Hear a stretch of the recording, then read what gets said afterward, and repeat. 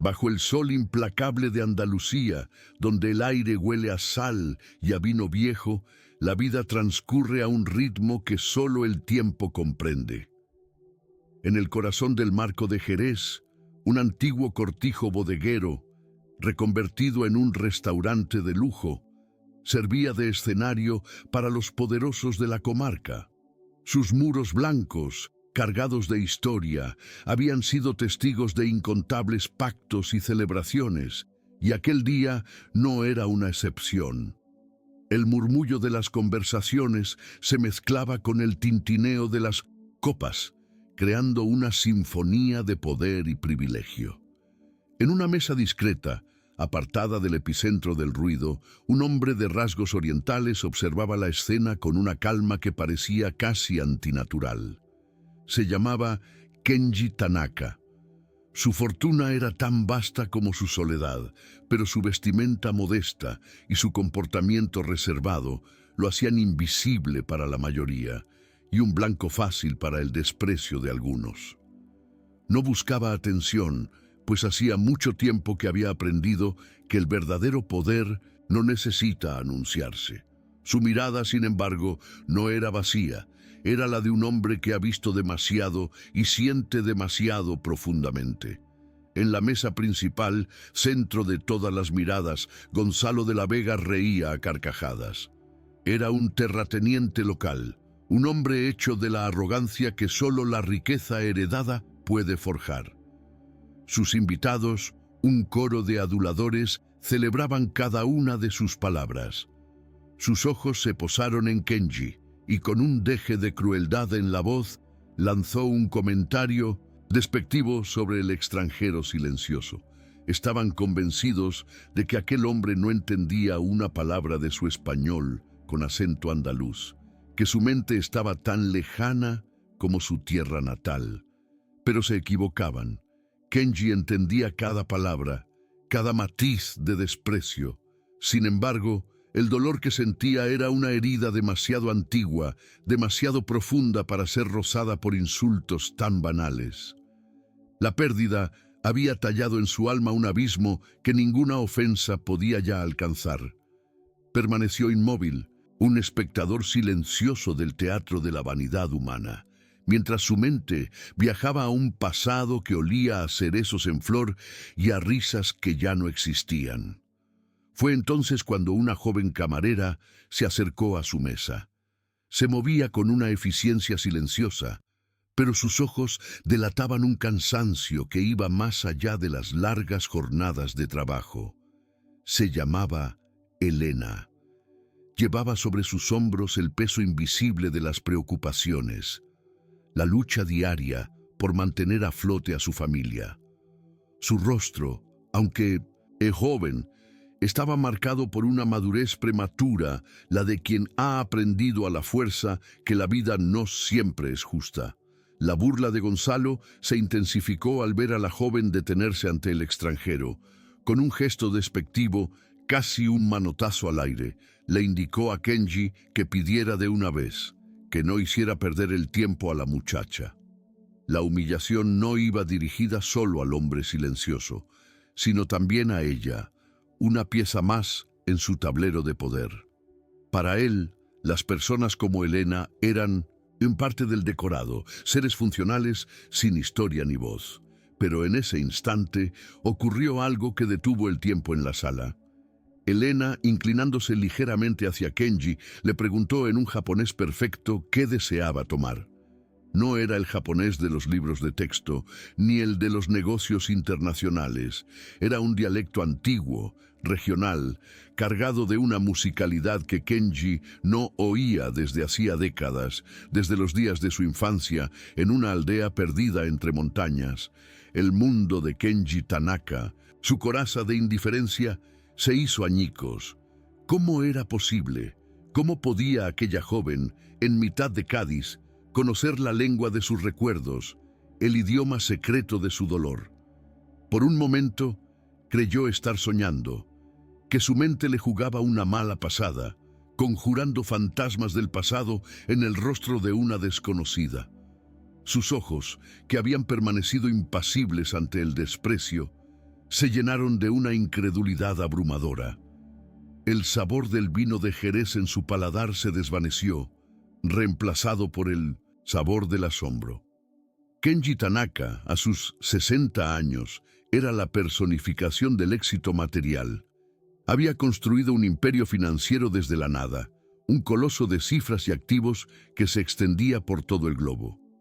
Sin embargo, en el proceso de amasar su fortuna, había perdido su alma. Cada ladrillo de su imperio estaba cimentado con la argamasa de su ausencia, de su incapacidad para conectar con la vida que seguía fluyendo a su alrededor. La verdadera historia de su vacío se remontaba a muchos años atrás, a una tarde lluviosa y al chirrido de unos neumáticos sobre el asfalto mojado. En un instante, un accidente de tráfico le había arrebatado a su esposa y a su pequeña hija. Desde entonces, Kenji se había convertido en una cáscara vacía, un fantasma que administraba su riqueza por pura inercia, porque era lo único que sabía hacer. El dinero, que prometía ser la solución a todo, se había convertido en su jaula de oro. Su viaje a España no era, en el fondo, por negocios. El pretexto era cerrar un acuerdo de exportación de vino de Jerez artesanal, un producto que le recordaba a la paciencia y la dedicación de los artesanos de su tierra. Pero la verdadera razón era una búsqueda desesperada de algo, cualquier cosa, que lo hiciera sentirse vivo de nuevo. Buscaba una conexión con las raíces, con la sencillez que el dinero había borrado de su existencia. Elena, por su parte, con solo 24 años, llevaba una vida que pesaría sobre hombros mucho más anchos. Su conocimiento del japonés no era un capricho académico, sino una cicatriz de su propia historia. Había pasado parte de su infancia en Japón, donde sus padres emigraron durante la crisis económica en España, buscando un futuro que su país les negaba. Allí aprendió el idioma, las costumbres y a vivir entre dos mundos. Una tragedia familiar, la enfermedad y posterior pérdida de su padre, los obligó a regresar a España de forma abrupta. Dejaron atrás sueños rotos y una vida a medio construir.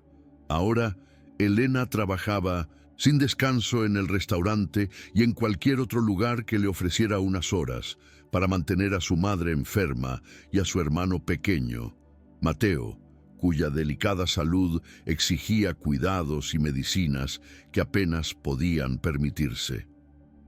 La supervivencia de su familia era su único motor, un objetivo que cada día parecía más inalcanzable. No había tiempo para sueños ni para lamentos. Cada amanecer era un nuevo recordatorio de sus responsabilidades, de las vidas que dependían de su esfuerzo incansable. Su juventud se consumía en una rutina de trabajo y preocupación, y la esperanza era un lujo que rara vez se permitía. La conexión inesperada entre Kenji y Elena, forjada en un instante de asombro, pronto reveló ser el presagio de un conflicto mucho mayor.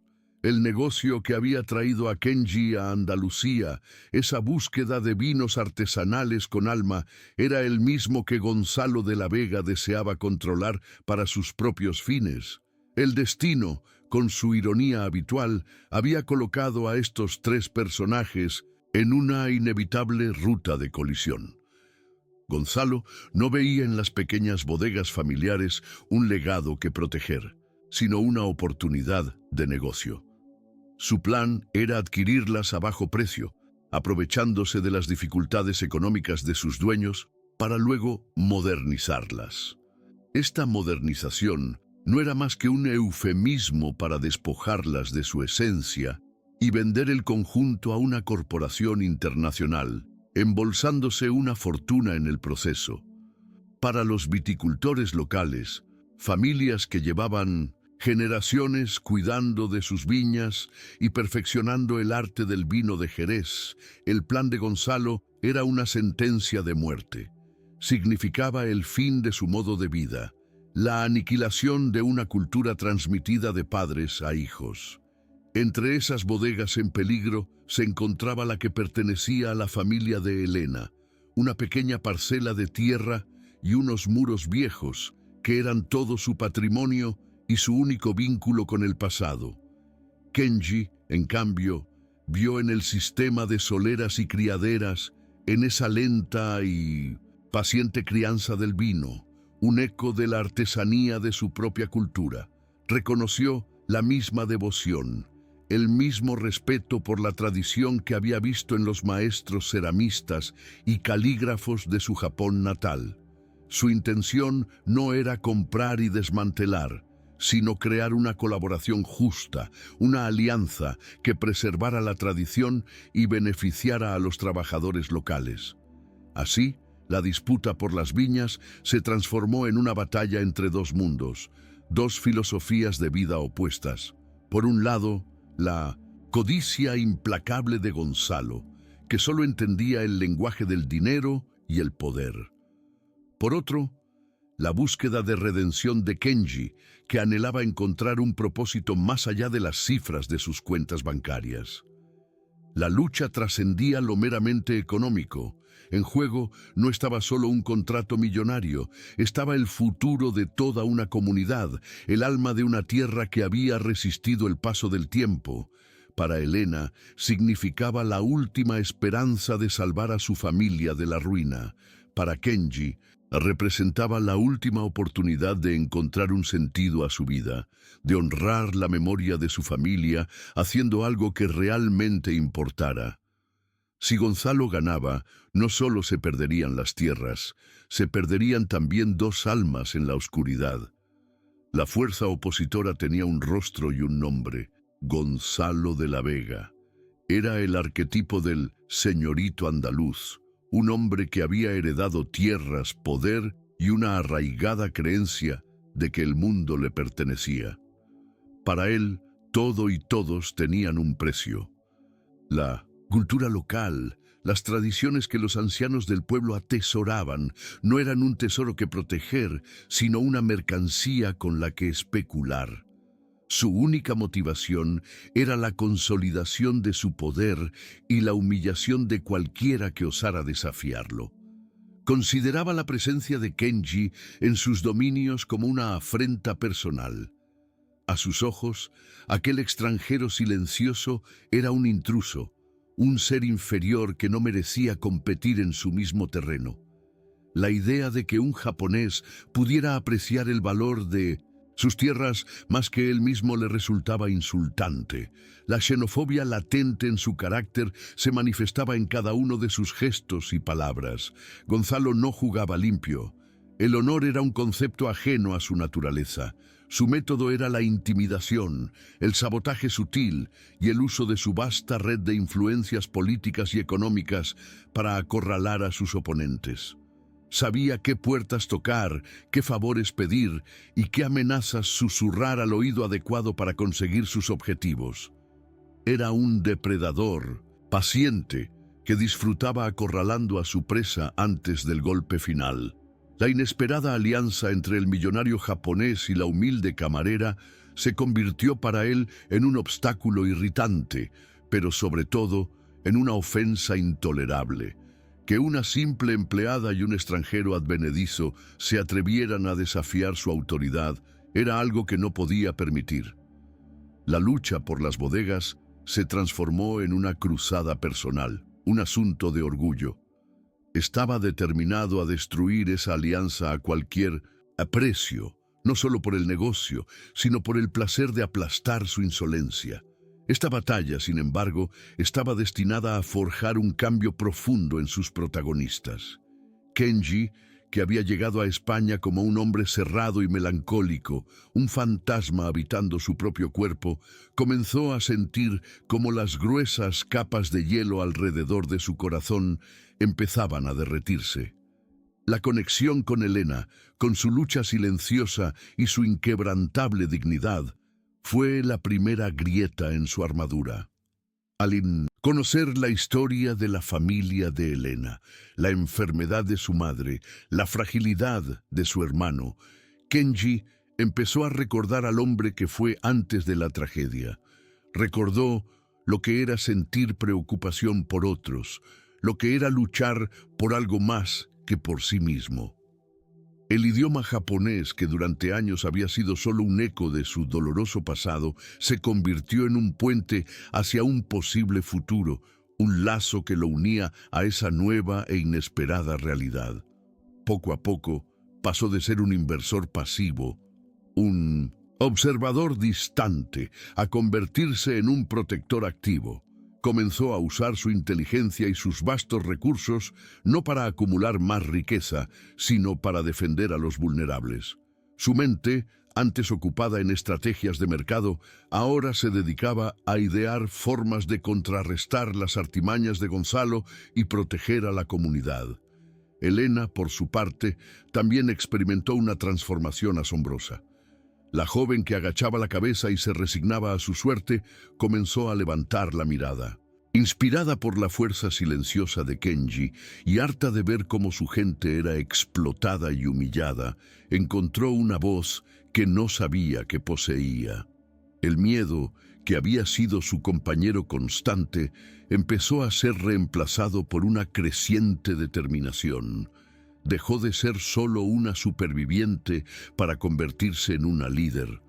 Utilizó su conocimiento único de ambas culturas, la japonesa y la andaluza, para actuar como mediadora. Traducía no solo las palabras de Kenji, sino también sus intenciones, su respeto y su genuino deseo de ayudar. A su vez, le explicaba a Kenji los códigos, los miedos y las esperanzas de su pueblo, construyendo un puente de confianza donde antes solo había recelo. En esa lucha, Elena descubrió un poder dentro de sí misma que nunca había imaginado. Kenji no tardó en buscar a Elena de nuevo. Al día siguiente, regresó al restaurante, pero no como un cliente más. La esperó discretamente hasta que terminó su turno, un gesto de paciencia que contrastaba con la impaciencia del mundo que ambos habitaban. Su primer encuentro real, lejos de las miradas curiosas, tuvo lugar en un pequeño parque, bajo la sombra de unos naranjos. Allí, con la torpeza de quien ha olvidado cómo conectar, Kenji le preguntó por su historia. Quería saber cómo el idioma de su infancia había llegado a sus labios en aquella tierra lejana. Elena, al principio con timidez, le contó su vida a retazos, el viaje de sus padres a Japón, la esperanza de una vida mejor, la dureza de ser inmigrantes y el doloroso regreso. Cada palabra suya era una pincelada que dibujaba un cuadro de sacrificio y resiliencia. Kenji escuchaba en un silencio absoluto, pero era un silencio lleno de empatía. En la historia de Elena, en su lucha por su familia, vio un reflejo distorsionado de su propia pérdida. Él había perdido a los suyos por un golpe del destino. Ella luchaba cada día para que el destino no le arrebatara lo que le quedaba. Esa comunión en el dolor, aunque de orígenes distintos, forjó el primer eslabón de una cadena irrompible. Fue durante esa conversación cuando Elena mencionó, casi de pasada, la presión que Gonzalo de la Vega estaba ejerciendo sobre los pequeños bodegueros, incluida su propia familia. Le habló de la pequeña viña que su abuelo había plantado, de las deudas que los asfixiaban y de la oferta casi insultante de Gonzalo, presentada como la única salida. No lo dijo como una queja, sino como un hecho, como parte del paisaje de su vida. Al oír el nombre de Gonzalo, Kenji comprendió que las piezas del puzzle encajaban de una forma terrible y perfecta. El hombre arrogante del restaurante no era solo un matón local, era el arquitecto de la angustia de Elena, el villano en la sombra de su historia. En ese momento, su interés por las bodegas dejó de ser un simple negocio o una búsqueda de sentido. Se convirtió en una misión. Decidió revelar sus propias intenciones a Elena. Le explicó su visión, no una compra hostil, sino una asociación. Quería invertir en la modernización de las instalaciones, sí, pero respetando los métodos tradicionales. Quería crear una marca de prestigio internacional que contara la historia de esas familias, que llevara su legado a todo el mundo, asegurando que los beneficios volvieran a la comunidad. Elena lo escuchaba con una mezcla de escepticismo y una chispa de esperanza. Había oído demasiadas promesas vacías en su vida. ¿Por qué este hombre rico y poderoso iba a ser diferente? ¿Qué garantía tenía de que no era simplemente una versión más sofisticada de Gonzalo de la Vega? La desconfianza estaba grabada en el ADN de su gente, una defensa necesaria contra siglos de explotación. Kenji pareció leer sus pensamientos. No intentó convencerla con grandes discursos. En su lugar, le hizo una simple petición. Permíteme conocer a tu gente. Permíteme escuchar sus historias. No me juzgues por mis palabras, sino por mis acciones. Esa humildad, tan inesperada en un hombre de su posición, fue lo que finalmente convenció a Elena para darle una oportunidad. Sabía que corría un riesgo, pero por primera vez en mucho tiempo sentía que quizás, solo quizás, merecía la pena correrlo. Así comenzó un singular peregrinaje. Guiado por Elena, Kenji empezó a visitar las pequeñas bodegas familiares diseminadas por la campiña jerezana. Dejó a un lado sus trajes caros y sus coches de lujo. Vestido con sencillez, se presentaba en las puertas de aquellos cortijos encalados, no como un inversor, sino como un aprendiz curioso. Elena era su voz, su puente cultural, la llave que abría puertas y corazones que de otro modo habrían permanecido cerrados para un extraño. Al principio, los viticultores lo recibían con recelo. Sus rostros, surcados por el sol y el trabajo, reflejaban una desconfianza ancestral. Habían visto a demasiados hombres de negocios llegar con promesas y marcharse con sus tierras. Pero Kenji no hablaba de cifras ni de contratos. Hacía preguntas sobre el suelo, sobre el ciclo de la vid, sobre el misterio de la flor, esa capa de levadura que obra el milagro del vino de Jerez. Escuchaba con una atención reverencial las historias de los ancianos, relatos de vendimias pasadas, de años de sequía y de cosechas abundantes.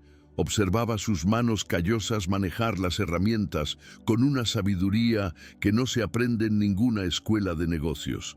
En cada bodega, en cada copa de vino que le ofrecían con hospitalidad cautelosa, Kenji reconocía algo universal: el orgullo del artesano, el amor por un oficio transmitido a través de generaciones.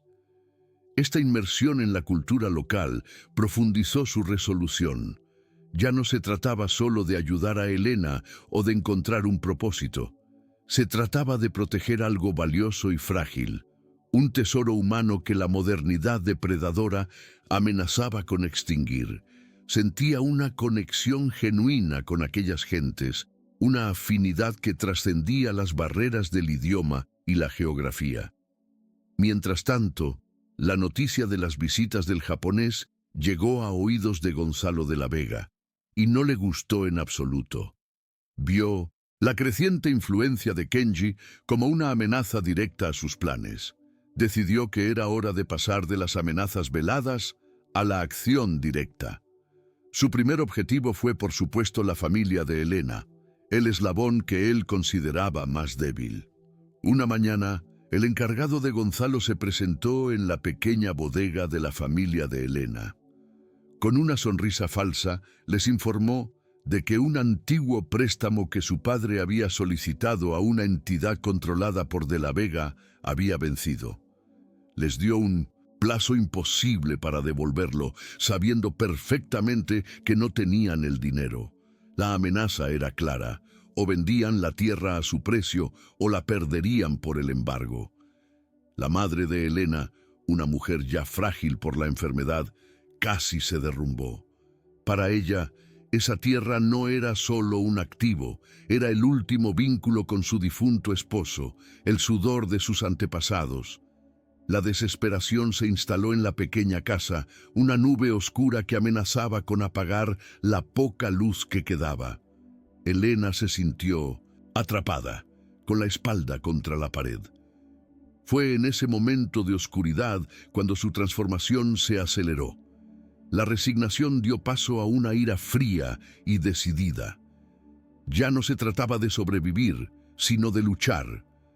Acudió a Kenji, no para pedirle que pagara la deuda, pues su orgullo no se lo permitía, sino para contarle lo que había pasado.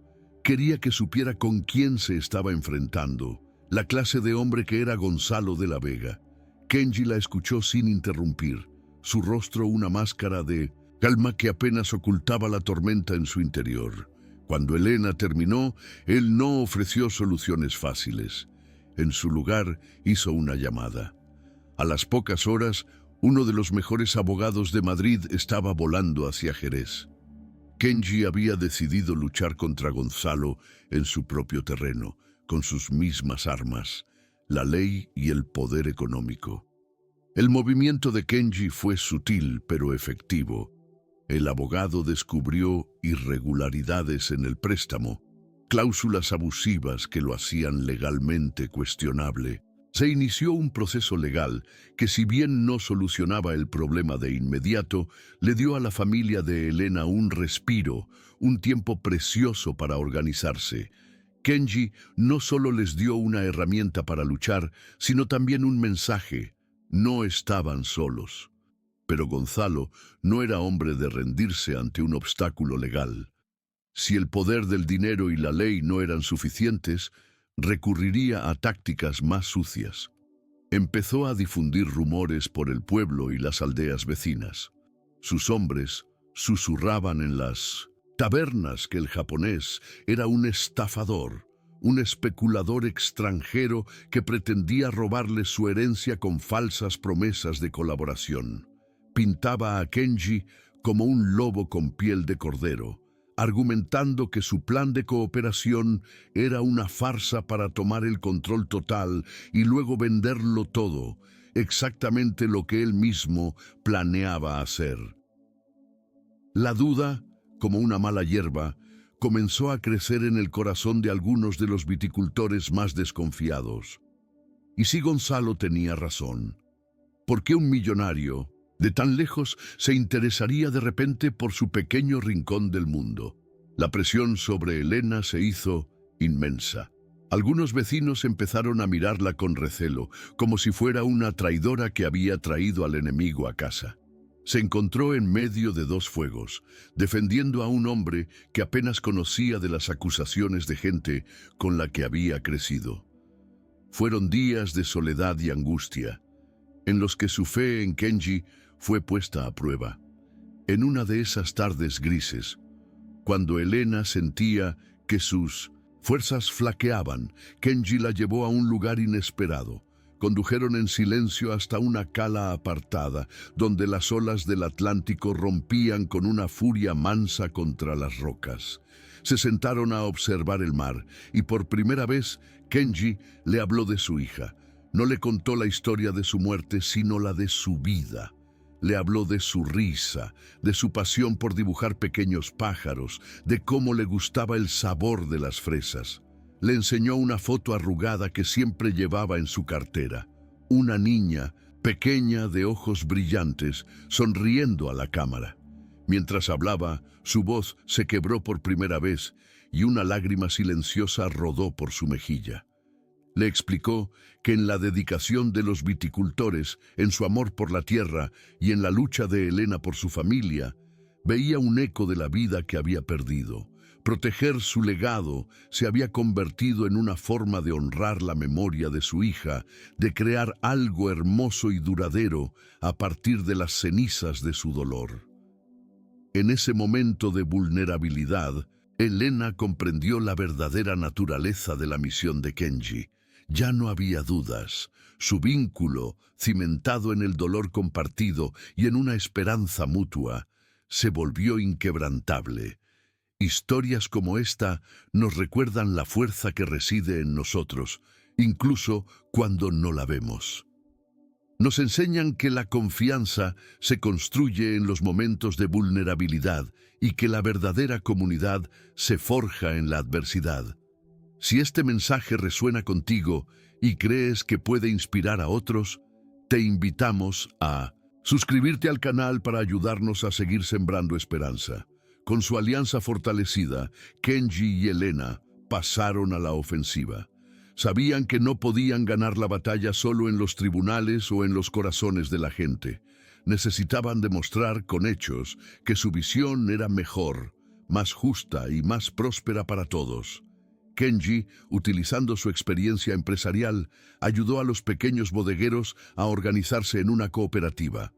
Contrató a expertos agrónomos para que les asesoraran sobre técnicas sostenibles que mejoraran la calidad de la uva sin dañar la tierra. Trajo a especialistas en marketing para que diseñaran una nueva marca que comunicara la historia y la autenticidad de sus vinos. No les dio dinero, sino herramientas.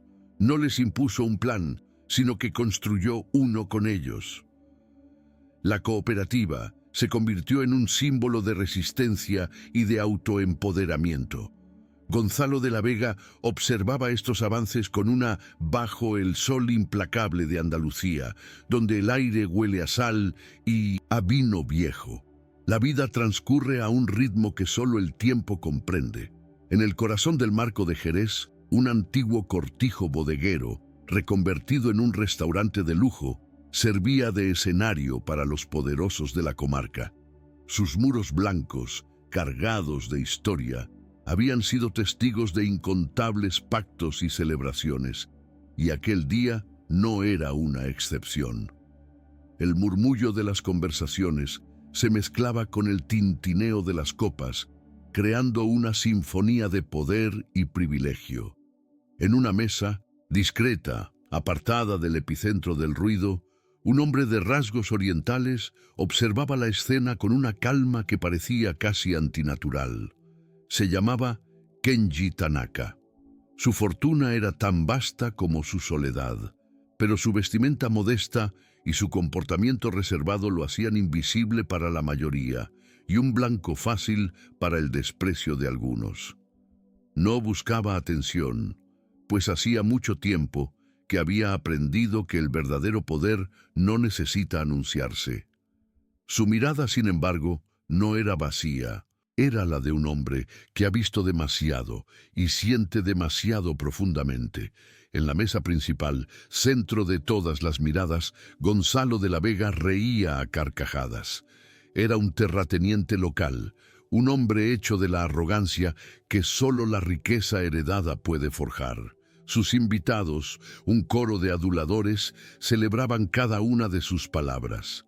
Sus ojos se posaron en Kenji, y con un deje de crueldad en la voz, lanzó un comentario despectivo sobre el extranjero silencioso. Estaban convencidos de que aquel hombre no entendía una palabra de su español con acento andaluz, que su mente estaba tan lejana como su tierra natal. Pero se equivocaban. Kenji entendía cada palabra, cada matiz de desprecio. Sin embargo, el dolor que sentía era una herida demasiado antigua, demasiado profunda para ser rozada por insultos tan banales. La pérdida había tallado en su alma un abismo que ninguna ofensa podía ya alcanzar. Permaneció inmóvil, un espectador silencioso del teatro de la vanidad humana, mientras su mente viajaba a un pasado que olía a cerezos en flor y a risas que ya no existían. Fue entonces cuando una joven camarera se acercó a su mesa. Se movía con una eficiencia silenciosa, pero sus ojos delataban un cansancio que iba más allá de las largas jornadas de trabajo. Se llamaba Elena, llevaba sobre sus hombros el peso invisible de las preocupaciones, la lucha diaria por mantener a flote a su familia. Su rostro, aunque joven, estaba marcado por una madurez prematura, la de quien ha aprendido a la fuerza que la vida no siempre es justa. La burla de Gonzalo se intensificó al ver a la joven detenerse ante el extranjero. Con un gesto despectivo, casi un manotazo al aire, Le indicó a Kenji que pidiera de una vez, que no hiciera perder el tiempo a la muchacha. La humillación no iba dirigida solo al hombre silencioso, sino también a ella, una pieza más en su tablero de poder. Para él, las personas como Elena eran parte del decorado, seres funcionales sin historia ni voz. Pero, en ese instante, ocurrió algo que detuvo el tiempo en la sala. Elena, inclinándose ligeramente hacia Kenji, le preguntó en un japonés perfecto qué deseaba tomar. No era el japonés de los libros de texto, ni el de los negocios internacionales. Era un dialecto antiguo, regional, cargado de una musicalidad que Kenji no oía desde hacía décadas, desde los días de su infancia en una aldea perdida entre montañas. El mundo de Kenji Tanaka, su coraza de indiferencia, se hizo añicos. ¿Cómo era posible? ¿Cómo podía aquella joven, en mitad de Cádiz, conocer la lengua de sus recuerdos, el idioma secreto de su dolor? Por un momento, creyó estar soñando, que su mente le jugaba una mala pasada, conjurando fantasmas del pasado en el rostro de una desconocida. Sus ojos, que habían permanecido impasibles ante el desprecio, se llenaron de una incredulidad abrumadora. El sabor del vino de Jerez en su paladar se desvaneció, reemplazado por el sabor del asombro. Kenji Tanaka, a sus 60 años, era la personificación del éxito material. Había construido un imperio financiero desde la nada, un coloso de cifras y activos que se extendía por todo el globo. Sin embargo, en el proceso de amasar su fortuna, había perdido su alma. Cada ladrillo de su imperio estaba cimentado con la argamasa de su ausencia, de su incapacidad para conectar con la vida que seguía fluyendo a su alrededor. La verdadera historia de su vacío se remontaba a muchos años atrás, a una tarde lluviosa y al chirrido de unos neumáticos sobre el asfalto mojado. En un instante, un accidente de tráfico le había arrebatado a su esposa y a su pequeña hija. Desde entonces, Kenji se había convertido en una cáscara vacía, un fantasma que administraba su riqueza por pura inercia, porque era lo único que sabía hacer. El dinero, que prometía ser la solución a todo, se había convertido en su jaula de oro. Su viaje a España no era, en el fondo, por negocios. El pretexto era cerrar un acuerdo de exportación de vino de Jerez artesanal, un producto que le recordaba a la paciencia y la dedicación de los artesanos de su tierra. Pero la verdadera razón era una búsqueda desesperada de algo, cualquier cosa que lo hiciera sentirse vivo de nuevo. Buscaba una conexión con las raíces, con la sencillez que el dinero había borrado de su existencia. Elena, por su parte, con solo 24 años, llevaba una vida que pesaría sobre hombros mucho más anchos. Su conocimiento del japonés no era un capricho académico, sino una cicatriz de su propia historia. Había pasado parte de su infancia en Japón, donde sus padres emigraron durante la crisis económica en España, buscando un futuro que su país les negaba. Allí aprendió el idioma, las costumbres y a vivir entre dos mundos. Una tragedia familiar, la enfermedad y posterior pérdida de su padre los obligó a regresar a España de forma abrupta. Dejaron atrás sueños rotos y una vida a medio construir. Ahora, Elena trabajaba sin descanso en el restaurante y en cualquier otro lugar que le ofreciera unas horas para mantener a su madre enferma y a su hermano pequeño, Mateo, cuya delicada salud exigía cuidados y medicinas que apenas podían permitirse. Kenji no tardó en buscar a Elena de nuevo. Al día siguiente regresó al restaurante, pero no como un cliente más. La esperó discretamente hasta que terminó su turno, un gesto de paciencia que contrastaba con la impaciencia del mundo que ambos habitaban. Su primer encuentro real, lejos de las miradas curiosas, tuvo lugar en un pequeño parque bajo la sombra de unos naranjos. Allí, con la torpeza de quien ha olvidado cómo conectar, Kenji le preguntó por su historia. Quería saber cómo el idioma de su infancia había llegado a sus labios en aquella tierra lejana. Elena, al principio con timidez, le contó su vida a retazos. El viaje de sus padres a Japón, la esperanza de una vida mejor, la dureza de ser inmigrantes y el doloroso regreso. Cada palabra suya era una pincelada que dibujaba un cuadro de sacrificio y resiliencia. Kenji escuchaba en un silencio absoluto, pero era un silencio lleno de empatía. En la historia de Elena, en su lucha por su familia, vio un reflejo distorsionado de su propia pérdida. Él había perdido a los suyos por un golpe del destino. Ella luchaba cada día para que el destino no le arrebatara lo que le quedaba. Esa comunión en el dolor, aunque de orígenes distintos, forjó el primer eslabón de una cadena irrompible.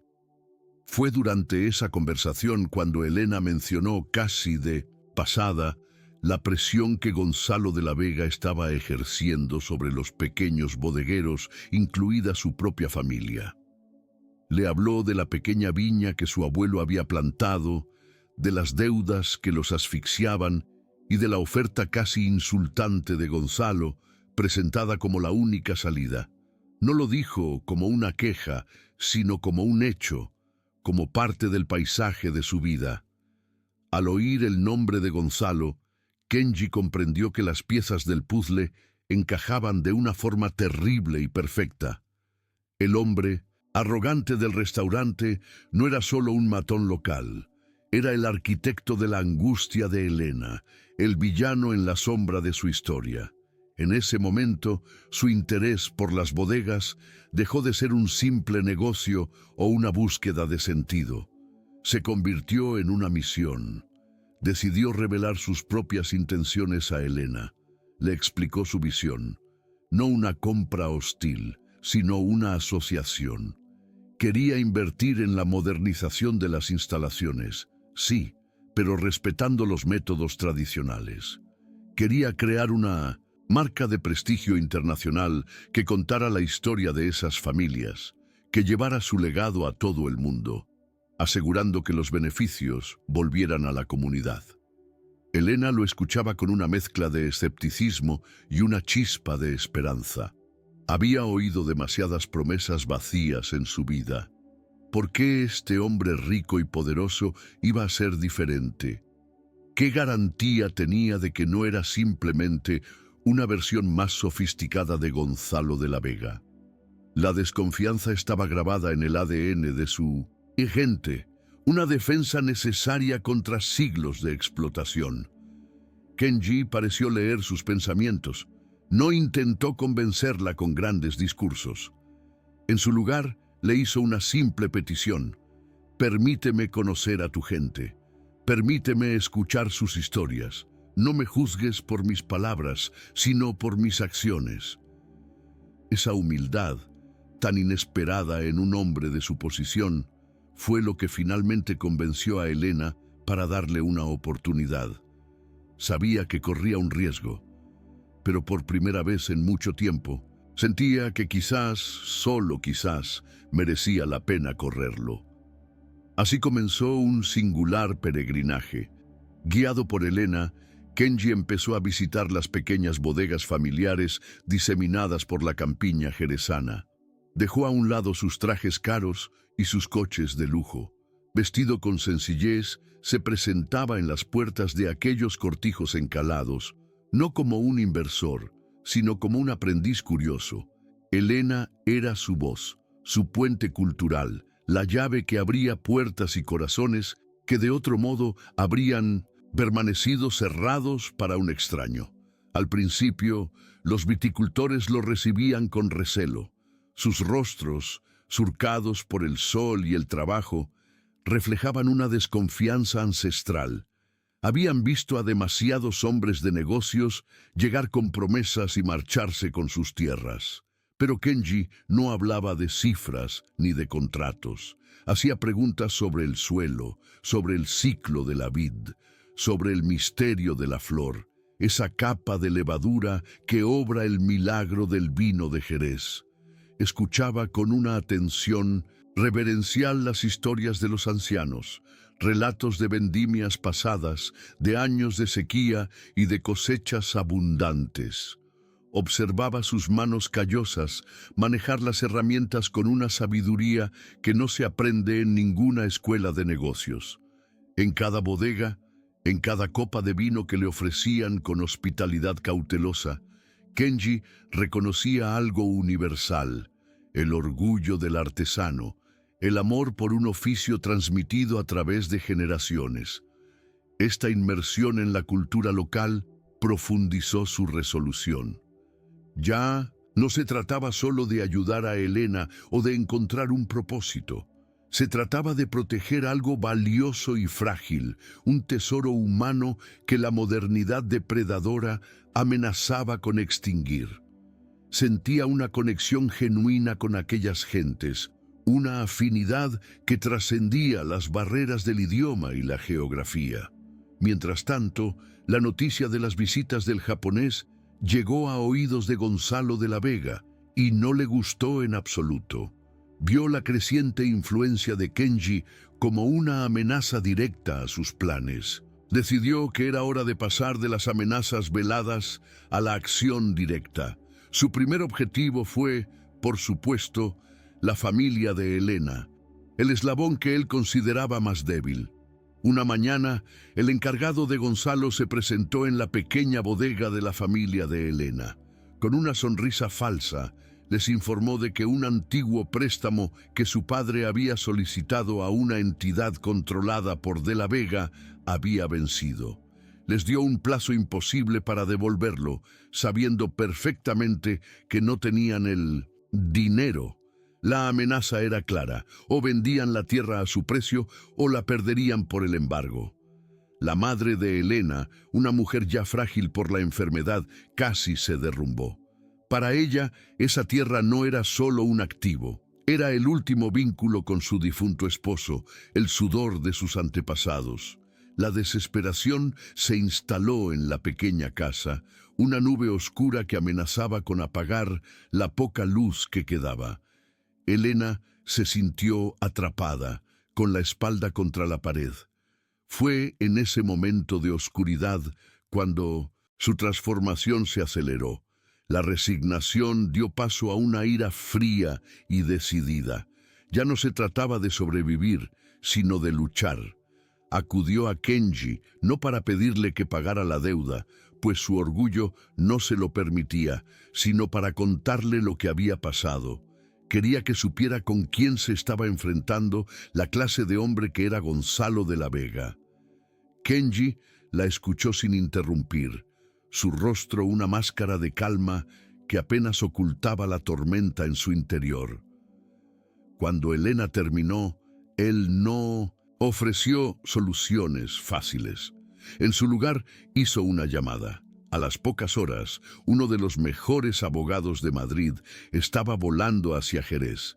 Kenji había decidido luchar contra Gonzalo en su propio terreno, con sus mismas armas, la ley y el poder económico. El movimiento de Kenji fue sutil pero efectivo. El abogado descubrió irregularidades en el préstamo, cláusulas abusivas que lo hacían legalmente cuestionable. Se inició un proceso legal que, si bien no solucionaba el problema de inmediato, le dio a la familia de Elena un respiro, un tiempo precioso para organizarse. Kenji no solo les dio una herramienta para luchar, sino también un mensaje: no estaban solos. Pero Gonzalo no era hombre de rendirse ante un obstáculo legal. Si el poder del dinero y la ley no eran suficientes, recurriría a tácticas más sucias. Empezó a difundir rumores por el pueblo y las aldeas vecinas. Sus hombres susurraban en las tabernas que el japonés era un estafador, un especulador extranjero que pretendía robarles su herencia con falsas promesas de colaboración. Pintaba a Kenji como un lobo con piel de cordero. argumentando que su plan de cooperación era una farsa para tomar el control total y luego venderlo todo, exactamente lo que él mismo planeaba hacer. La duda, como una mala hierba, comenzó a crecer en el corazón de algunos de los viticultores más desconfiados. ¿Y si Gonzalo tenía razón? ¿Por qué un millonario de tan lejos se interesaría de repente por su pequeño rincón del mundo? La presión sobre Elena se hizo inmensa. Algunos vecinos empezaron a mirarla con recelo, como si fuera una traidora que había traído al enemigo a casa. Se encontró en medio de dos fuegos, defendiendo a un hombre que apenas conocía de las acusaciones de gente con la que había crecido. Fueron días de soledad y angustia, en los que su fe en Kenji fue puesta a prueba. En una de esas tardes grises, cuando Elena sentía que sus fuerzas flaqueaban, Kenji la llevó a un lugar inesperado. Condujeron en silencio hasta una cala apartada, donde las olas del Atlántico rompían con una furia mansa contra las rocas. Se sentaron a observar el mar, y por primera vez Kenji le habló de su hija. No le contó la historia de su muerte, sino la de su vida. Le habló de su risa, de su pasión por dibujar pequeños pájaros, de cómo le gustaba el sabor de las fresas. Le enseñó una foto arrugada que siempre llevaba en su cartera. Una niña pequeña de ojos brillantes, sonriendo a la cámara. Mientras hablaba, su voz se quebró por primera vez, y una lágrima silenciosa rodó por su mejilla. Le explicó que en la dedicación de los viticultores, en su amor por la tierra y en la lucha de Elena por su familia, veía un eco de la vida que había perdido. Proteger su legado se había convertido en una forma de honrar la memoria de su hija, de crear algo hermoso y duradero a partir de las cenizas de su dolor. En ese momento de vulnerabilidad, Elena comprendió la verdadera naturaleza de la misión de Kenji. Ya no había dudas. Su vínculo, cimentado en el dolor compartido y en una esperanza mutua, se volvió inquebrantable. Con su alianza fortalecida, Kenji y Elena pasaron a la ofensiva. Sabían que no podían ganar la batalla solo en los tribunales o en los corazones de la gente. Necesitaban demostrar con hechos que su visión era mejor, más justa y más próspera para todos. Kenji, utilizando su experiencia empresarial, ayudó a los pequeños bodegueros a organizarse en una cooperativa. Contrató a expertos agrónomos para que les asesoraran sobre técnicas sostenibles que mejoraran la calidad de la uva sin dañar la tierra. Trajo a especialistas en marketing para que diseñaran una nueva marca que comunicara la historia y la autenticidad de sus vinos. No les dio dinero, sino herramientas. No les impuso un plan, sino que construyó uno con ellos. La cooperativa se convirtió en un símbolo de resistencia y de autoempoderamiento. Gonzalo de la Vega observaba estos avances con una furia creciente. Su campaña de desprestigio no había funcionado como esperaba y la vía legal estaba bloqueada. La unión de los pequeños productores, antes desorganizados y fáciles de manipular, era su peor pesadilla. Se dio cuenta de que subestimar a Kenji y a Elena había sido un grave error. La batalla se estaba volviendo personal y su orgullo herido exigía una respuesta más contundente. La tensión en la comarca podía cortarse con un cuchillo. Cada gesto, cada palabra, pesaba. Elena ya no era solo la camarera que hablaba japonés. Se había convertido en la voz de la cooperativa, en un faro de esperanza para muchos y en un objetivo para la ira de Gonzalo. Su valentía inspiraba a los indecisos, pero también la exponía a un peligro cada vez mayor. Una noche, al volver a casa después de una larga reunión, Elena encontró la puerta de la bodega de su familia forzada. Dentro, varias barricas, las más antiguas y valiosas, habían sido destrozadas. El vino, fruto del trabajo de generaciones, empapaba el suelo de albero, su aroma mezclado con el hedor de la maldad. No había duda de quién estaba detrás de aquel acto cobarde. No era un robo, era un mensaje.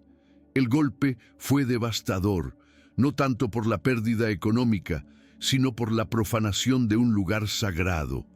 La madre de Elena, al ver el desastre, sufrió una recaída en su enfermedad. La desesperación volvió a llamar a su puerta, esta vez con más fuerza. Valía la pena seguir luchando. ¿A qué precio? Por un instante, Elena pensó en rendirse, en aceptar la oferta de Gonzalo y poner fin a aquella pesadilla. Fue Kenji quien la sostuvo en ese momento de duda. Llegó a la bodega y sin decir una palabra, se arrodilló junto a ella y comenzó a ayudar a limpiar el desastre. Su presencia silenciosa era más elocuente que cualquier discurso. Mientras trabajaban codo con codo, le contó una antigua leyenda japonesa sobre un alfarero cuyo horno fue destruido por un rival envidioso. En lugar de abandonar, el alfarero recogió los trozos rotos de sus vasijas y los unió con laca de oro, creando piezas aún más bellas y valiosas.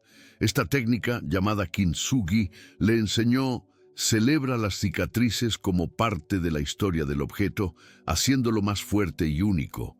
Nuestras heridas, le dijo Kenji, nuestras pérdidas, no tienen por qué ser el final. Pueden ser el origen de nuestra mayor fortaleza. Mirando las barricas rotas y el rostro cansado pero decidido de Elena, Kenji supo que no se trataba solo de negocios, sino de reconstruir almas rotas. Esa noche, algo cambió para siempre. La agresión de Gonzalo no los debilitó, sino que los unió de una forma que él nunca podría comprender. La comunidad, al enterarse del sabotaje, reaccionó. Los viticultores que aún dudaban, ahora veían con claridad la verdadera naturaleza de Gonzalo. Uno a uno, empezaron a llegar a la bodega de Elena, ofreciendo su ayuda, sus barricas, su trabajo. La cooperativa dejó de ser una idea para convertirse en una familia. Historias como esta nos recuerdan la fuerza que reside en nosotros, incluso cuando no la vemos. Nos enseñan que la confianza se construye en los momentos de vulnerabilidad y que la verdadera comunidad se forja en la adversidad. Si este mensaje resuena contigo y crees que puede inspirar a otros, te invitamos a suscribirte al canal para ayudarnos a seguir sembrando esperanza. El aire de las fiestas de la vendimia olía a mosto dulce y a tierra agradecida. Era un ritual sagrado, un crisol donde se fundían el esfuerzo de todo un año y la esperanza del siguiente. Pero aquella tarde, una extraña quietud pesaba sobre la plaza del pueblo. Las guirnaldas de colores parecían burlarse del ánimo sombrío de la gente, y las risas de los niños no tenían la misma alegría de otros años. La crisis del agua, como una sequía del alma, lo había marchitado todo. Gonzalo de la Vega sabía que aquel era su momento. Subió al escenario improvisado con la confianza de un rey que regresa a reclamar su trono. Su voz, amplificada por un altavoz, resonaba entre los muros encalados, una mezcla de falsa compasión y autoridad indiscutible. Hablaba de futuro, de progreso, de soluciones que solo él podía traer. Se presentaba no como un empresario, sino como un salvador, un hijo de la tierra que sufría al verla decaer. Pintaba un cuadro de abandono y negligencia, culpando sutilmente a los pequeños productores, a su apego a métodos anticuados, de la calamidad que él mismo había orquestado. Su propuesta sonaba lógica, casi inevitable, una gestión centralizada, una modernización necesaria para sobrevivir. Venderles sus tierras, sus bodegas, no era una derrota, les decía, sino un acto de responsabilidad. Un paso doloroso pero necesario hacia la seguridad. Entre la multitud, Elena escuchaba cada palabra como si fuera un golpe. A su lado, Kenji permanecía en silencio, su calma una isla de sosiego en un mar de ansiedad. En la mente de Elena no estaban las cifras ni los contratos, sino el rostro febril de su hermano Mateo. El agua contaminada había atacado su frágil salud con una crueldad inusitada. La impotencia era un nudo en su garganta, un peso que amenazaba con aplastarla. ¿Qué podía hacer ella? ¿Qué era su voz contra el poder de un hombre que movía los hilos de la comarca a su antojo? Miró los rostros de sus vecinos, rostros cansados, asustados, resignados. Vio la duda en sus ojos, el lento veneno de la desesperación haciendo su trabajo, y supo que si no hacía algo en ese preciso instante, todo estaría perdido. No solo la tierra de su familia, sino el alma de su pueblo. Entonces, sintió la mano de Kenji posarse suavemente sobre su hombro. No hubo palabras, solo un gesto que decía, «No estás sola, estoy contigo». Y en ese simple contacto, Elena encontró la fuerza que no sabía que tenía.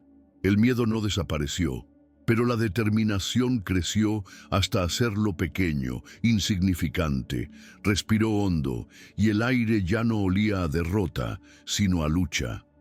Un murmullo de sorpresa recorrió la plaza cuando Elena se abrió paso entre la gente. Avanzó con pasos firmes hacia el escenario, su figura menuda un desafío a la imponente presencia de Gonzalo. Cuando él la vio, una sonrisa condescendiente asomó a sus labios. Creyó que iba a suplicar, a aceptar sus condiciones. Se preparó para ofrecerle un gesto de magnanimidad teatral. Pero Elena no suplicó.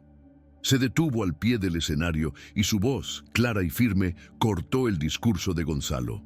No gritó. No necesitaba hacerlo. El silencio que se produjo fue más atronador que cualquier aplauso. Todos los ojos se volvieron hacia ella, la joven camarera que se atrevía a interrumpir al hombre más poderoso de la región.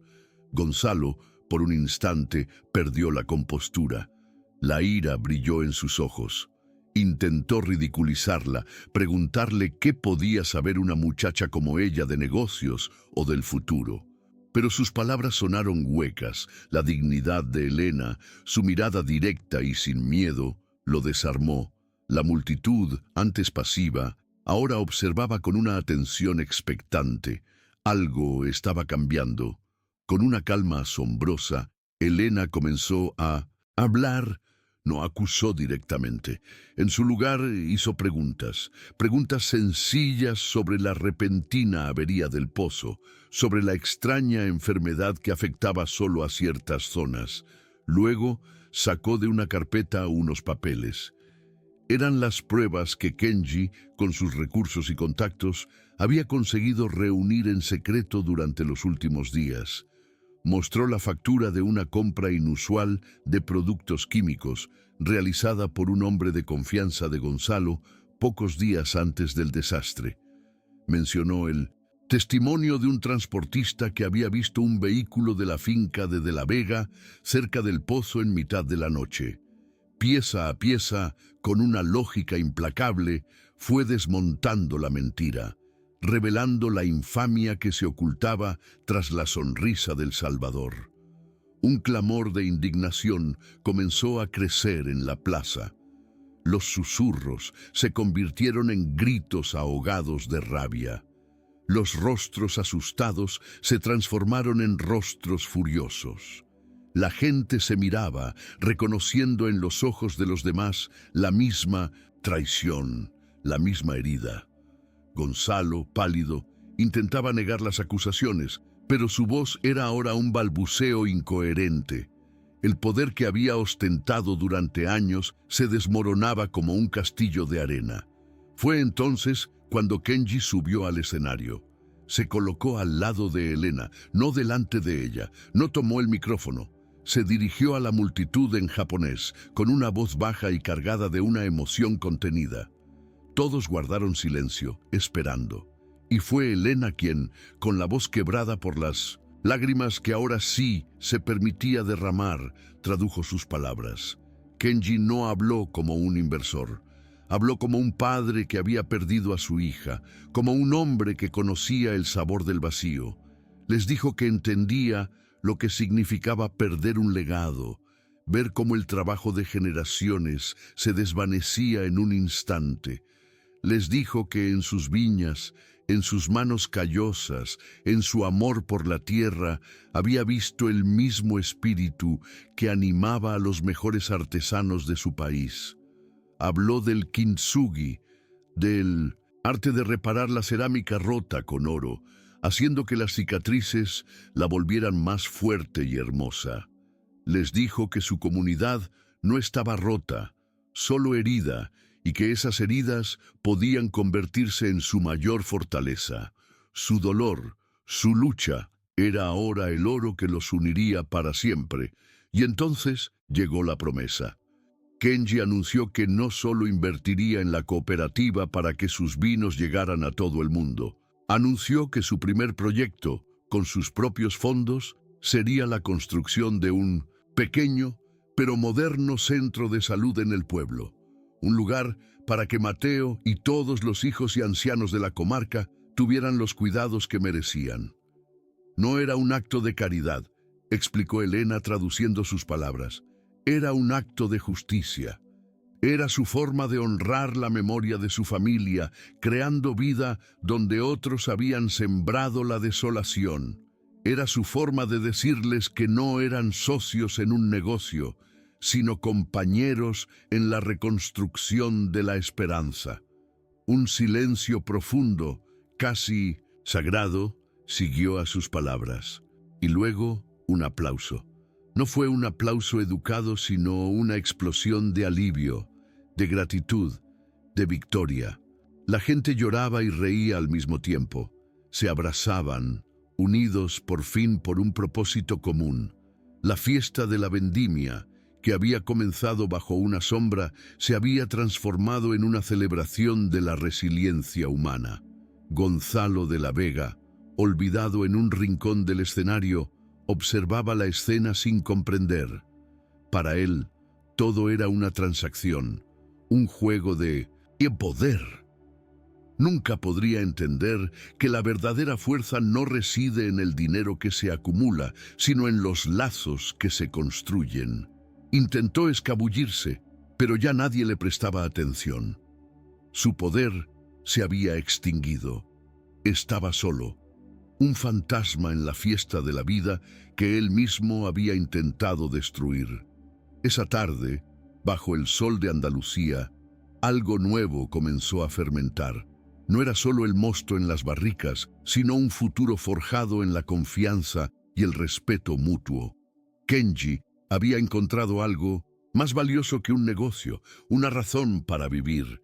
Y Elena, la joven que solo luchaba por sobrevivir, se había convertido en la líder que guiaría a su pueblo hacia un nuevo amanecer. La jornada nos enseña que la compasión es la luz más poderosa. Nos muestra que incluso en la oscuridad más profunda, la bondad de un solo acto puede iluminar el camino para muchos. La verdadera herencia no está en lo que poseemos, sino en lo que damos y en los corazones que tocamos. Si deseas que más historias como esta iluminen otros corazones, tu suscripción al canal nos da la fuerza para continuar esta misión. Gracias por acompañarnos. Cuando la última ovación se extinguió y la plaza comenzó a vaciarse, una extraña paz descendió sobre el pueblo. No era el silencio de la derrota, sino el sosiego que sigue a una tormenta purificadora. Gonzalo de la Vega no fue confrontado ni humillado públicamente. Simplemente dejó de existir. Se escabulló entre la multitud dispersa, convertido en un espectro, despojado, no de su riqueza, sino de algo mucho más valioso, el respeto y el miedo que habían sido los cimientos de su poder. Su figura, antes imponente, ahora parecía encogida, la de un hombre que acaba de descubrir que el mundo ya no gira a su alrededor. La noche trajo consigo una calma reflexiva.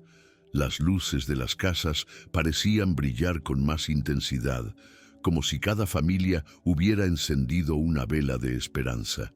Ya no había susurros en las esquinas ni miradas de desconfianza.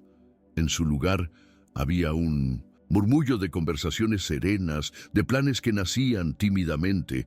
La revelación de la verdad no había sembrado el caos, sino que había regado una tierra sedienta de justicia. La gente no hablaba de venganza, sino de reconstrucción. La semilla plantada esa tarde en la plaza ya había comenzado a germinar en la oscuridad. Al alba del día siguiente, el cambio era visible. Un grupo de hombres, los mismos viticultores que habían agachado la cabeza durante años, se reunieron junto al pozo, saboteado. No esperaron a que nadie les diera órdenes. Con sus propias herramientas, con una determinación silenciosa y compartida, comenzaron el trabajo de limpiarlo y repararlo. Cada palada de tierra contaminada que sacaban era un acto simbólico, una forma de purgar el veneno no solo del agua, sino de sus propias vidas. Era el primer acto de una comunidad que había redescubierto su poder. Kenji y Elena observaban la escena desde la distancia, sentados en un viejo banco de piedra. No necesitaban hablar. El sonido del trabajo, el esfuerzo coordinado de los vecinos era más elocuente que cualquier palabra. En los ojos de Elena ya no había el peso del mundo, sino el brillo de un propósito encontrado. Y en el rostro de Kenji, las líneas de dolor parecían haberse suavizado, reemplazadas por una serenidad que no había sentido en décadas. Había llegado a Andalucía buscando una conexión con el pasado, y en su lugar había encontrado los cimientos de un futuro. Pocos días después, la promesa de Kenji comenzó a tomar forma. Un equipo de ingenieros y arquitectos llegó al pueblo. No se instalaron en una oficina lujosa, sino que desplegaron sus planos sobre una larga mesa de madera en la sede de la incipiente cooperativa. Escucharon con atención a los ancianos, a las madres, a los propios viticultores. El centro de salud no sería un edificio impuesto, sino un proyecto nacido de las necesidades y los sueños de la propia gente. Kenji se aseguró de que así fuera, participando en las reuniones no como un benefactor, sino como un miembro más de la comunidad. La noticia más esperada, sin embargo, llegó desde la pequeña casa de Elena. Mateo, tras recibir el tratamiento adecuado que Kenji facilitó discretamente, comenzó a recuperarse. Su fiebre remitió y la fuerza volvió a sus pequeños miembros. Un día, Kenji lo visitó. No le llevó un regalo caro, sino un sencillo cuaderno de dibujo y unos lápices de colores. Se sentó a su lado y, con una torpeza enternecedora, dibujó un pájaro. Mateo sonrió, y en esa sonrisa Kenji vio el fantasma de la risa de su propia hija, pero esta vez el recuerdo no trajo dolor, sino una extraña y cálida sensación de paz. La caída de Gonzalo fue tan silenciosa como destructiva había sido su tiranía. Su imperio, construido sobre el miedo y la extorsión, se resquebrajó. Otros pequeños propietarios, envalentonados por el ejemplo de la cooperativa, comenzaron a revisar los préstamos abusivos y los contratos leoninos. Las autoridades locales, antes complacientes, ya no podían ignorar la marea de descontento. Gonzalo se encontró solo, aislado en su cortijo, rodeado de una riqueza que ya no podía comprarle ni poder ni lealtad. Su verdadero castigo no fue la ruina económica, sino la irrelevancia. Mientras tanto, la cooperativa, bautizada como Viñas del Alba, celebró su primera asamblea oficial. Elena, elegida por unanimidad como su gerente, se puso en pie frente a su gente. Su voz ya no era la de una joven asustada, sino la de una líder que había encontrado su lugar. Habló de precios justos, de técnicas sostenibles, de llevar la historia de su tierra a cada botella. Kenji, sentado en la última fila, la escuchaba hablar en un español fluido y apasionado. y comprendió que su papel ya no era el de protector, sino el de mentor y amigo. Había encendido una llama, y ahora esa llama tenía luz propia. Los días se convirtieron en semanas de trabajo incansable y esperanzador. Kenji pasaba largas horas en las bodegas, no supervisando, sino aprendiendo. Sus manos, acostumbradas al tacto frío de las pantallas de bolsa, aprendieron a sentir la porosidad de una barrica de roble, a reconocer por el aroma el momento exacto en que un vino fino estaba listo. Los viejos viticultores, al principio recelosos, terminaron por aceptarlo como uno más, compartiendo con él no solo sus secretos enológicos, sino también sus historias de vida. En esas conversaciones sencillas, rodeado del aroma del vino y la madera, Kenji comenzó a sanar de verdad. El vacío que había llenado con cifras y adquisiciones empezó a llenarse con algo mucho más real: el sentido de pertenencia. Descubrió que el verdadero legado no se mide en activos, sino en el impacto positivo que dejas en las vidas de los demás. La memoria de su esposa y su hija ya no era una carga que lo anclaba al pasado, sino una luz que lo guiaba hacia un futuro con propósito. Elena, por su parte, floreció. La responsabilidad no la agotó, sino que la energizó. Se movía con una confianza que asombraba a quienes la habían conocido como una camarera tímida. Gestionaba las cuentas, negociaba con distribuidores y cuidaba de su familia con la misma dedicación. Se había convertido en el puente perfecto entre la sabiduría ancestral de su pueblo y la visión global de Kenji, demostrando que la tradición y la modernidad no solo podían coexistir, sino que juntas eran más fuertes. Una tarde, mientras el sol teñía de oro los viñedos, Kenji y Elena paseaban entre las hileras de vides. A lo lejos se oían los sonidos de la construcción del nuevo centro de salud. El aire olía a tierra húmeda y a futuro. No hablaban de negocios ni de problemas. Simplemente compartían un silencio cómodo, el de dos almas que se habían encontrado en el lugar más inesperado y se habían salvado mutuamente. La batalla había terminado, y en el campo donde antes crecía la desesperación, ahora brotaba, lenta pero imparable, la vida. Los últimos ecos de la celebración se disolvieron en el aire fresco de la noche, dejando tras de sí una sensación de calma y agotamiento. El tiempo pareció detenerse, suspendido en el umbral de un nuevo comienzo. El pueblo, que durante tanto tiempo había vivido bajo una sombra de resignación, respiraba ahora un aire distinto, un aire de posibilidades. Las luces de las casas, una a una, se fueron apagando, pero aquella noche la oscuridad no trajo consigo el miedo, sino la promesa del descanso y la certeza de un amanecer diferente. Kenji no regresó a su lujoso hotel. Pasó la noche en una modesta habitación de huéspedes que le ofreció la madre de Elena, un gesto de gratitud que valía más que cualquier contrato. Desde la pequeña ventana observaba las estrellas sobre los viñedos silenciosos. Por primera vez en muchos años, no se sentía como un espectador de la vida, sino como una parte de ella. El dolor de su pasado no había desaparecido, pero ya no era un abismo oscuro. Ahora era como el lecho de un río seco, un paisaje que atestiguaba una pérdida, pero sobre el cual podía volver a fluir la vida. Al alba, un sonido inusual despertó al pueblo. No era el motor del camión de Gonzalo, ni el lamento de una sirena, sino el ritmo constante de picos y palas. Los viticultores, sin que nadie los convocara, se habían reunido junto al pozo saboteado. Con una determinación silenciosa, comenzaron a trabajar hombro con hombro para limpiarlo.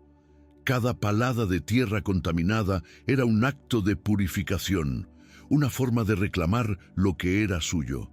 Ya no eran víctimas, esperando un salvador.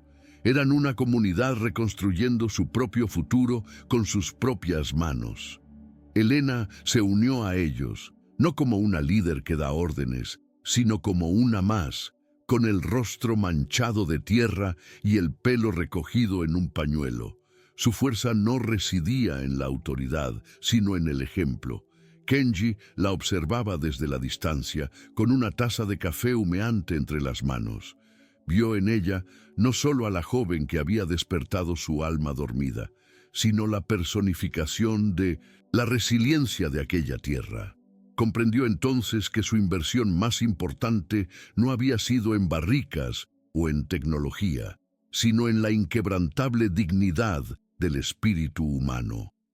Las semanas que siguieron fueron un torbellino de actividad constructiva. La cooperativa, bautizada oficialmente como Viñas del Alba, se convirtió en el corazón palpitante de la comarca. Los acuerdos que Kenji facilitó con distribuidores en Japón y en toda Europa trajeron una prosperidad que nadie recordaba. Pero no era solo una prosperidad económica. Era la recuperación del orgullo, la alegría de ver que el fruto de su trabajo era valorado y respetado en todo el mundo. El vino de Jerez de aquellas pequeñas bodegas ya no era solo un producto, era el embajador de una historia de superación. El centro de salud creció con una rapidez asombrosa, un edificio blanco y luminoso que contrastaba con la vieja consulta del pueblo. Se convirtió en un símbolo de la nueva era, un lugar donde la vida era cuidada y protegida. Mateo fue uno de sus primeros pacientes regulares, y su salud floreció bajo los cuidados de los nuevos médicos. A menudo, Kenji lo visitaba, y juntos pasaban las tardes dibujando en el pequeño jardín del centro. En las torpes líneas de los dibujos de Mateo, Kenji encontraba una belleza y una inocencia que sanaban las heridas más profundas de su alma. Gonzalo de la Vega se desvaneció. No hubo juicios públicos ni escándalos en la prensa. Su castigo fue mucho más sutil y para un hombre, como él, mucho más cruel: la indiferencia. Sus tierras, adquiridas con artimañas, perdieron valor. Sus contactos le dieron la espalda. Se encontró solo, un rey destronado en un reino de fantasmas, rodeado de una riqueza que ya no podía comprarle ni poder ni respeto. Su nombre se convirtió en un susurro, una historia que los abuelos contarían a sus nietos para enseñarles que la arrogancia es un cimiento de arena. Kenji decidió no volver a Japón. Compró un pequeño cortijo en ruinas, no muy lejos, de la viña de Elena, y comenzó a restaurarlo con sus propias manos, ayudado por los artesanos locales. Aprendió el arte de encalar las paredes, de reparar las viejas vigas de madera. Encontró en el trabajo físico, bajo el sol de Andalucía, una paz que ninguna sala de juntas le había dado jamás. No había renunciado a su imperio, pero ahora lo manejaba desde la distancia, dedicando la mayor parte de su tiempo a lo que de verdad importaba: cultivar la tierra y las relaciones humanas. Elena se convirtió en una líder respetada, no solo en su pueblo, sino en toda la región. Viajaba, negociaba y siempre volvía a casa, a cuidar de su madre, ya recuperada, y a reír con las ocurrencias de su hermano. Su relación con Kenji se transformó en una amistad profunda, un lazo tejido con el hilo del respeto mutuo y el afecto silencioso. A veces, al atardecer, se sentaban juntos en el porche del cortijo de Kenji, compartiendo una copa de vino y observando cómo el sol se ponía sobre los viñedos sin necesidad de muchas palabras para entenderse. Un año después de aquella tumultuosa fiesta de la vendimia, la celebración se repitió, pero esta vez el aire estaba cargado de una alegría genuina. La plaza del pueblo rebosaba de vida.